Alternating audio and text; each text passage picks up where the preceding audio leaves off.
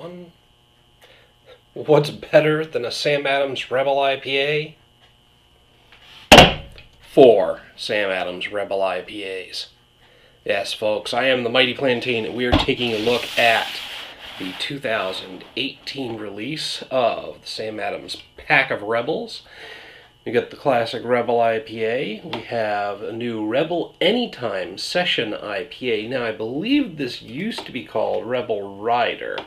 I could be wrong about that, but they did have a previous Rebel Session IPA. I'm pretty sure it was Rider. So I don't know if the Anytime is supposed to be exactly the same or not.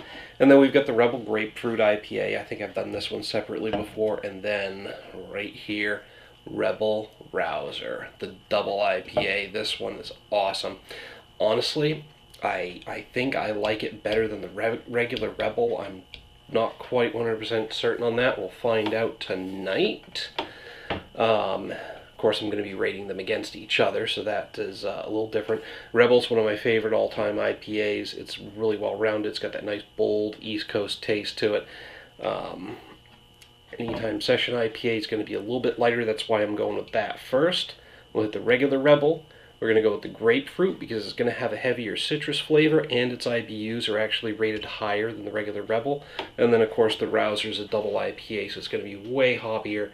And it does come in at a much higher, well, not much higher, but a higher IBU than any of the others. Yeah, 85 for this, and I think the Grapefruit is at 50-something? Yeah, 52. So, a pretty significant jump there. But without further ado, I'm going to go ahead and hop right into the Rebel Anytime Session IPA.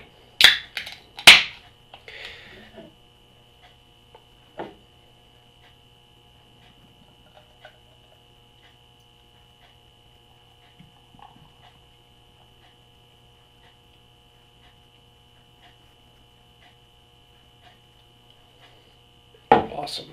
I don't know what's up with the eagle logo on these guys. At least I assume it's supposed to be an eagle. It still retains the spray paint graffiti type style that they were putting up on the original Rebel cans. Although that was the font, and they did, rebellious graffiti, etc. So I don't know if the eagle's supposed to convey something different. If that is an eagle, but I am digging the new can design. That's pretty hazy. Very hazy. Now, I have started to develop an appreciation for the hazy beers, especially IPAs, because I know the particulates are actually giving me more flavor. And it's probably minute hop particles suspended in there, depending on how they brewed this beer. By the way, I've got the Dick Masterson Stop Complaining or Complain Funnier shirt on today because he is an IPA guy. You'd know that if you're a regular listener of The Dick Show. Make sure you check it out. www.thedickshow.com. Don't forget the. If you put in dickshow.com, you'll be taken to somewhere completely different. So, thedickshow.com or dick.show. Anyway, it's a great podcast. You should check it out. But yeah, very hazy. Nice golden color, but it fades to a pale yellow down here where the glass gets thinner. Let's take care of this before the head goes down anymore. Oof. Nice and hoppy.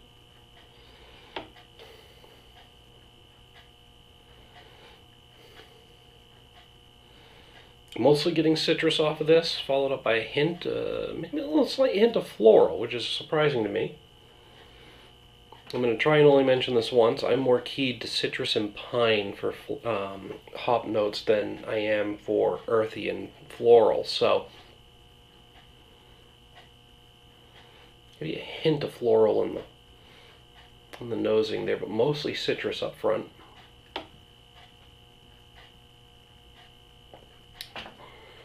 It's got a nice medium mouthfeel. That haziness, there is definitely some body there. I'm pretty sure it's particulates because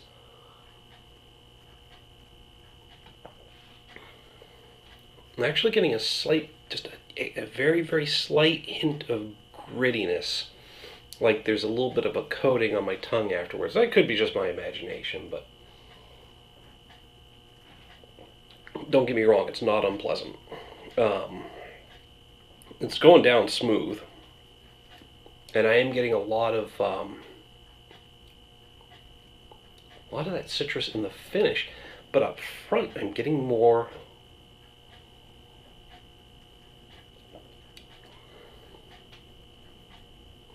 earthy notes. And I don't know what the grain blend on this is, but it almost has a hint of like a wheat beer up front.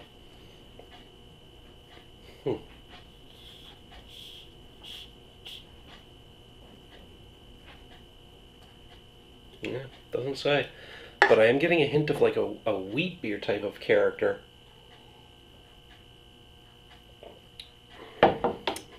And some citrusy notes, but then it fades to earthy. Maybe just a tad of that floral coming through in the finish as well.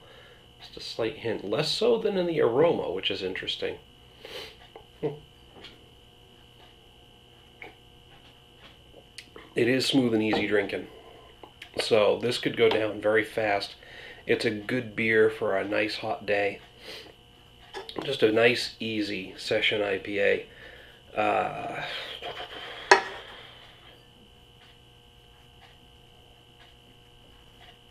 want to hit this with a 3.5 out of 5. It's just slightly above average. Something else I'll try to say only once during the video.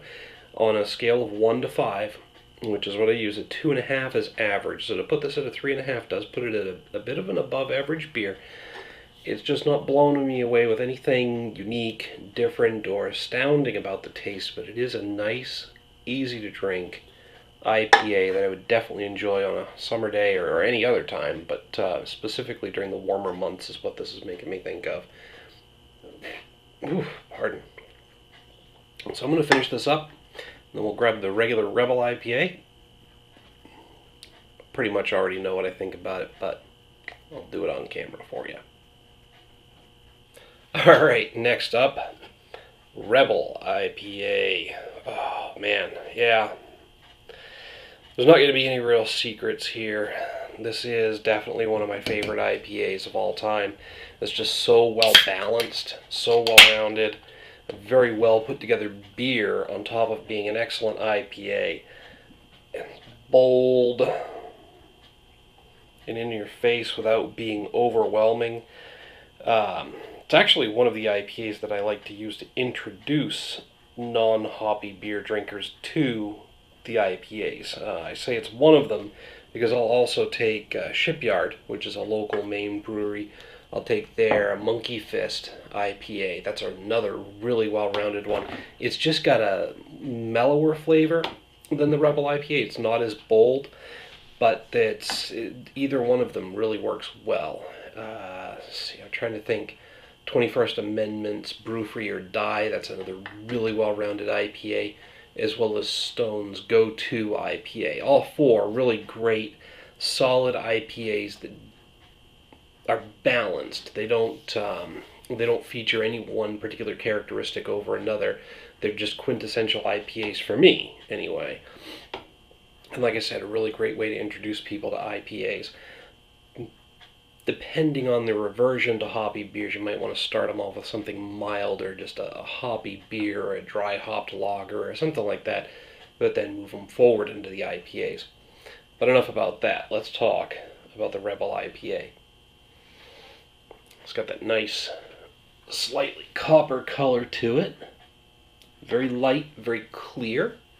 Definitely a departure from that from the Anytime Session IPA, which was very hazy and cloudy, although this has got a slightly darker color to it. And I know it doesn't quite look that way because there's more light coming through this beer, but that was mostly hazy. If you take the particulates, the suspended particulates out of the Anytime, you would get a lighter colored beer than what we've got here.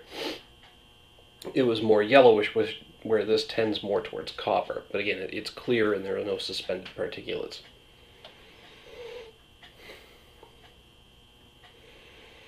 Interestingly, though, it's got a very neutral aroma. I'm just getting an overall hoppy bitterness off of it, but even then, it's subdued. I'm not smelling much of anything coming off of this beer.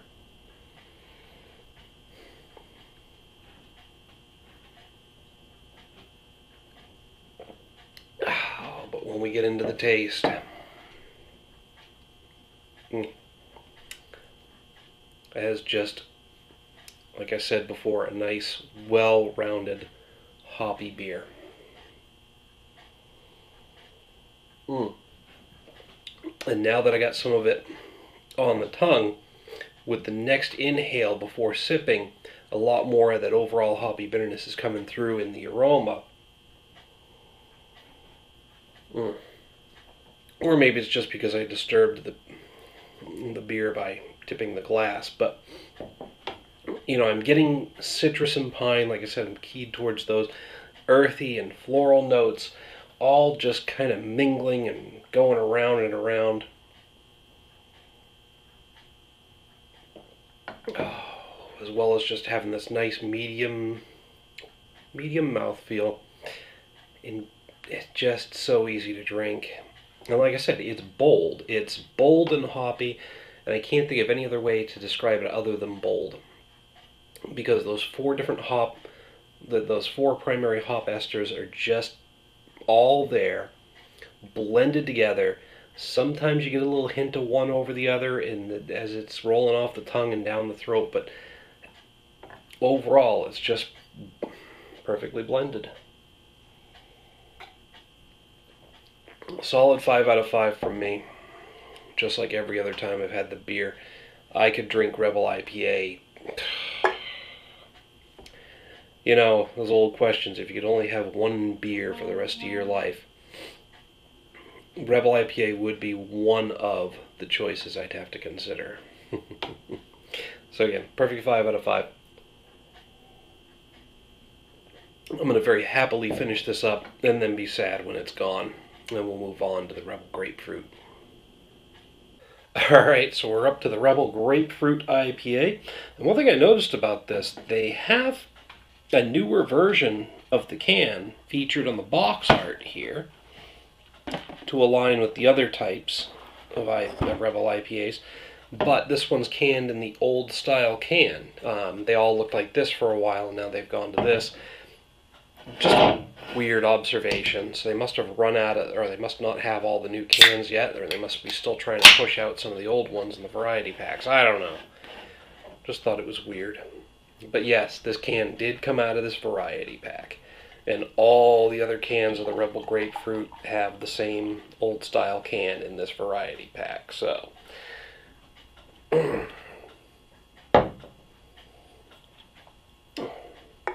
kind of reserved some judgment on some of the Rebels with the grapefruit or the Rebel juiced, but they were both pretty damn good. I think there's a Rebel Citra in one of the other pack of Rebels packs. I like how the Rebel IPA came out and it was this huge thing, it had its own launch, it was a great beer, and now there's like this whole line of beers based on the Rebel IPA and different iterations of it. So, and again, they've all been winners so far for me. But yeah, I just like the organic growth of the brand. Could it be considered a different brand? Alright, enough babbling. Let's take a look at the beer. This one is slightly hazy. It's got almost a combination of that copperish hue from the Rebel and the yellowish of the Anytime, the Rebel Anytime. It is slightly hazy, so it's almost like, in appearance, it's like an amalgam of the two beers. In appearance, I'm sure that the taste is going to be very different. Again, not getting a whole lot off of the aroma. Now, might be after a couple of IPAs that my nose is a little burned out on them. I have been cleansing with water in between beers, at least 8 ounces per beer, because I like to get that nice palate cleansing when I'm doing these videos so I can give you a good objective opinion. That, and it keeps me hydrated, so hopefully I'm not hungover in the morning, but that's going to depend on how many beers I have after this.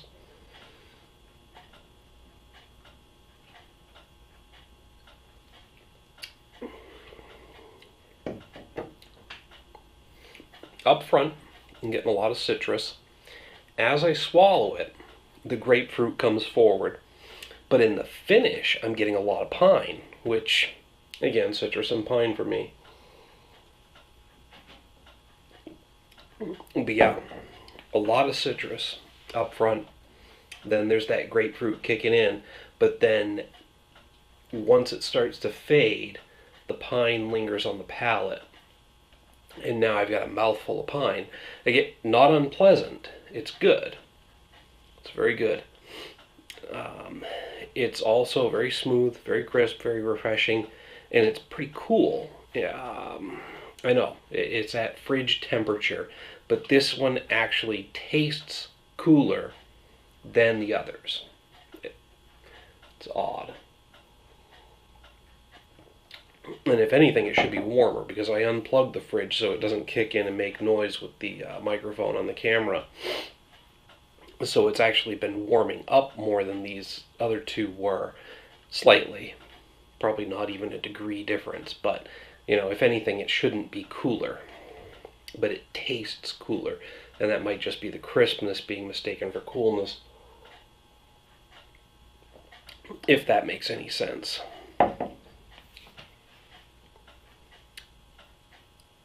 I think I'm going to hit this with a 4 out of 5.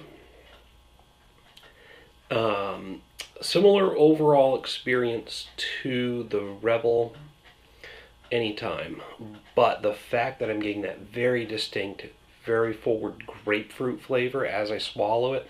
Granted, it fades to the pine that lingers, but that really distinct grapefruit flavor. Ooh, pardon. And as far as I know, they didn't use any actual grapefruit juice in it. It's all, oh no, grapefruit peel and grapefruit juice and natural flavor added. Okay, so they're not accomplishing the grapefruit flavor all from the hops. There are some beers that can kind of tweak the citrusy hops and give you an impression of a certain fruit, but this is not one of those. So they are using the grapefruit, but the fact that that grapefruit comes through very distinctly over and above the hop character of the beer is giving it that slightly extra, that slightly higher score than the Rebel Anytime. So I'm going to finish this one up, and then we'll do the last and final, the Rebel Rouser. Alright, finally, we come to the Rebel Rouser IPA. Now, in terms of the Rebels, I think it's a toss-up between this one and, honestly, the Rebel Raw, as to which of the Rebel IPAs is my favorite. And the Rebel Raw, I'm in awe of the Raw. It just astounds me that I liked it so much, because it is an unfiltered IPA, and it has taken me so long to come around to having flecks and even chunks floating in my beer. It just turns me off visually, and even with the Rebel Raw, which I love so much, the flecks and chunks floating in that beer just turn me off visually, but the second I start drinking it, I'm in love all over again. But anyway, the Rebel Raw is not the beer in this pack. We're talking about the Rebel Rouser IPA. It says double the hop intensity, because it's a double IPA, and they even went on the name there, and they went Rebel Rouser IPA. IPA. There's two I's there. I don't know if you go IPA or IPA or IIPA, or just call it a fucking double IPA, which is probably the least stupid way to say it. I know. I've got enough alcohol in my system that I'm acting stupid now. So it's a double IPA. And they say double the hop intensity, but 85 IBUs versus 45 for the regular Rebel. It's not quite at double.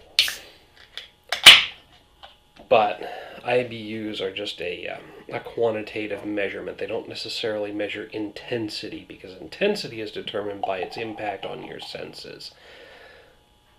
At least that's my take on it. Holy crap. I messed that pour up. Usually I have trouble putting a head on a beer. This time I did exactly the opposite. Bring that a second to settle. But let's take a look at the color of the beer while it's doing that. Not going to be able to get, well, it looks like it's pretty consistent all the way through the glass, but this is a very coppery beer. It's got a nice copper hue to it, almost bordering on the red. It might get a bit of a reddish tinge when we fill up the bulb of the glass where it's a little bit thicker and the beer has a chance to block more light, but it is clear. It's not cloudy at all, meaning there's not really a lot of particulates in this. It's actually more effervescent than the other Rebels. I didn't really talk about how many air bubbles were coming up from that little nucleation point on the bottom of the glass. I called it a cavitation point for the longest time, and I was using the wrong term, so I still try to say that, but it's a nucleation point. Anyway.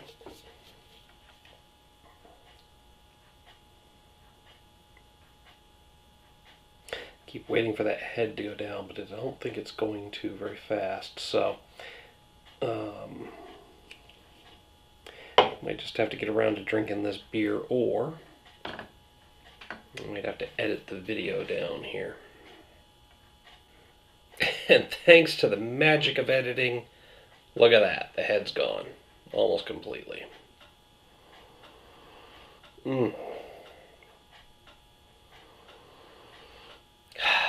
Just a nice, rich hop bouquet. I'm getting citrus and I'm getting pine.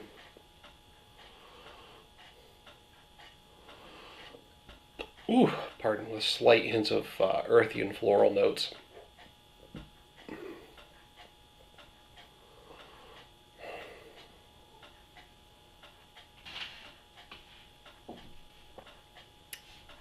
There's a nice medium heavy mouthfeel. It just rests on the tongue heavier than the others in the pack. It's a little thicker, a little harder to swallow, but once you get it in your mouth, you kind of want to hold it there for a second or two anyway. As it rolls off the tongue, there's those rich hoppy notes. I mean, it's just an extremely hoppy beer, but very well balanced, just like the original Rebel. It is really a more intense version of the Rebel, a heavier, more intense version of the Rebel. The ABV is higher too, so this will get you drunk faster. Be careful with it. But this is a sipping IPA. It's definitely one that belongs last in your lineup for the night if you're doing this pack. Depending on what else you might be drinking, if you're doing other beers, it might not necessarily be last. So if you're doing something like Stone's Ruination or Ruin 10, that would go after this. But this beer is definitely a very intense hoppy beer that belongs last in probably 75 to 90% of beer lineups. Because a lot of people think you go from your lighter to your darker beers. And that is true to a point. But once you get to the hoppy beers, you want to put those after the darker beers in ranking of hop intensity, which you can kind of determine using IBUs as a guideline if they're listed. Because nothing will wreck your palate faster, even with constant cleansing with water, than a hoppy beer. So if you've got a plain old stout versus an IPA, the IPA is probably lighter in color, but you should drink it after the stout, because that graininess is going to lose some of its subtle flavors if you blast your tongue with a bunch of hops first. And this beer has got enough hoppiness to just totally annihilate your taste buds. Like I said, unless of course you're following it up with something that's even higher in IBUs. And at 85, you're going to be hard pressed to find a beer that's got a higher IBU than that, generally. But if you're, really aware of craft beer and what's available, you can find plenty that are over the 85, but in passing, you're not going to find a lot of them. I hope that makes sense. I'm sure it will to my regular viewers and anybody who's familiar with craft beer. But, again, I'm rambling. The Rebel Rouser,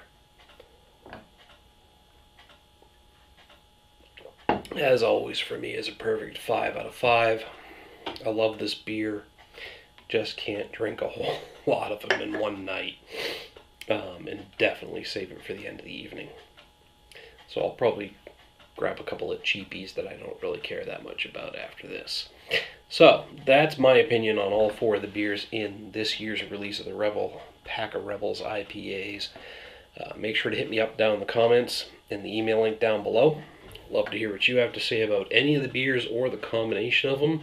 Whether you agree or disagree with me, I will discuss it with you, mostly. Sometimes your comment will just get a like if I agree with you. Other times, if I disagree with you, we'll probably have a conversation about it. A constructive, non-insulting conversation, because that's just, everybody's tastes in beer are different, so I'm not going to call you an idiot for disagreeing with me, but I will say, hey, that's not what I got out of it. Anyway, again, more rambling. So this pack of Rebels is definitely hitting me harder than I thought it would. While you're down there in the comments and the email section, make sure to click on the like and the share, and don't forget to subscribe. When you subscribe, you'll get a notification whenever I post a new video. Plus, it bumps up my subscriber numbers, makes me look more worthy in YouTube's eyes, and maybe someday I'll actually start making some money off of these videos again. Because I did get $100 not too long ago. Maybe you saw that video, maybe you didn't, but I'm not getting ad revenue now until my subscriber numbers reach 1,000, and I have 4,000 hours of viewing time per year, which, based on what I'm seeing for numbers right now, if my subscriber count does reach 1,000, my viewing hours will reach 4,000 per year. But nobody cares about that. Like I said, let's talk about the beers, comments and emailing. Like, share, and subscribe. Until next time, folks, thanks for checking out the video. Cheers.